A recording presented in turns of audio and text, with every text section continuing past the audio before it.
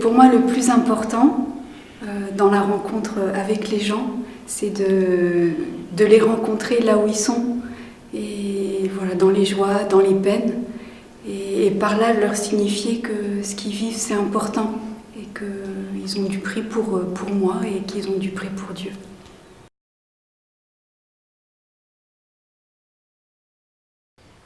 J'essaie de dire surtout comment Dieu a changé ma vie. Donc je parle beaucoup de mes rêves, un monde où on peut vivre vraiment la fraternité, où on peut découvrir qu'on est tous égaux, et que Dieu m'a donné ce regard sur moi-même et sur les autres. Je pense que si on parle de rêves aux jeunes, ils ont envie d'écouter. Dans la vie, on a des hauts et des bas, on a des moments où ça va bien, des moments où ça va moins bien, de la joie, de la peur. On est habité par plein de choses, c'est normal. Voilà, il n'y a pas à s'inquiéter, c'est normal. Et au contraire, à partir de ça, on peut faire le tri et choisir vraiment justement tout ce qui va nous donner davantage de vie, et tout ce qui va nous faire grandir et nous faire tenir debout. Je sens qu'ils portent tous beaucoup de questions, un grand désir de trouver le sens de leur vie, de s'engager dans le monde, de s'engager dans leur vie affective, dans leurs relations. Et souvent, ils sont un peu perdus. Et comme moi, je l'ai été aussi quand j'étais jeune.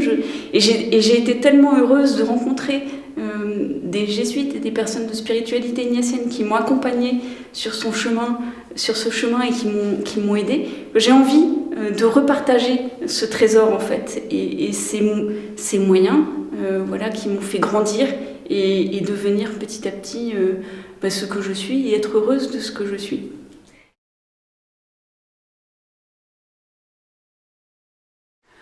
Ce qui m'anime, ce qui me passionne, c'est de parler avec eux. C'est un peuple qui est très religieux, donc qui est vraiment en recherche, qui a beaucoup de questions sur Dieu, sur la vie, sur la mort, sur qu'est-ce qu'il y a après la vie.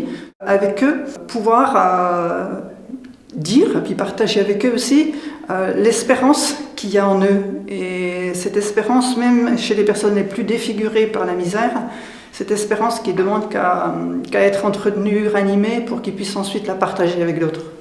Pouvoir leur dire, voilà, vous êtes aimés de Dieu, moi aussi, voilà, et on est des enfants de Dieu. Ils sont humiliés, rejetés, et qui se sentent aimés par Dieu. Vraiment, là où je trouve qu'il faut un effort, c'est pour faire se rencontrer ces personnes-là avec des personnes d'autres milieux dans l'Église. Et c'est quelque chose qui me passionne aussi, parce que c'est quand même très très difficile que des personnes de milieux différents se rencontrent. L'espérance, elle est là pour notre Église et pour notre monde, que ces personnes-là se rencontrent.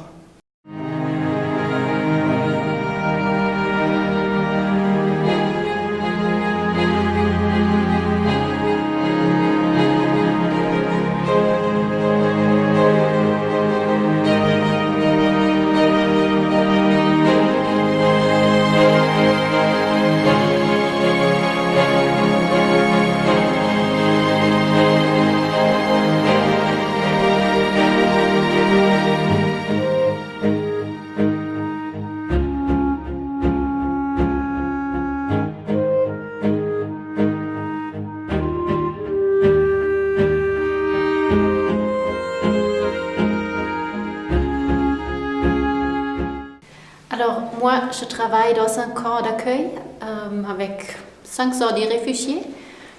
J'aime bien y aller parce que ça, c'est un peu un lieu qu'on oublie. Et d'y aller là, ça, c'est de me mettre près d'eux, de m'intéresser à eux et d'essayer de les aider où personne ne veut pas y aller. Et pour moi, c'est très important de voir la dignité de chaque personne. Mais leur situation est si grave, ils devraient avoir une perspective. Ils n'ont pas de perspective dans leur pays d'origine. J'aimerais bien leur donner une perspective de vie. Quelquefois, c'est plutôt de les accompagner, d'aller avec eux, de leur donner de la force. Ça m'est égal si ce sont des musulmans ou des chrétiens, je les rencontre. Quelquefois, je suis vraiment étonnée de leur foi, de la force de leur foi, de la profondeur de leur foi. Et ça, c'est quelque chose que moi aussi donne de la force.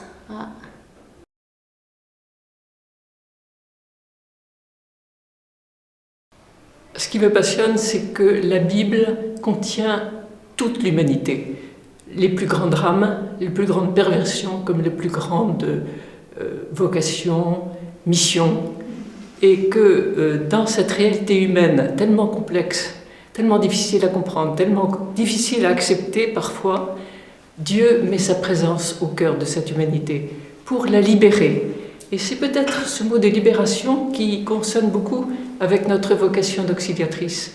C'est aussi une réalité qui touche mon travail de psychothérapeute où j'essaie d'aider des personnes à prendre conscience de ce qui peut les contrarier, les enchaîner, pour libérer leurs relations.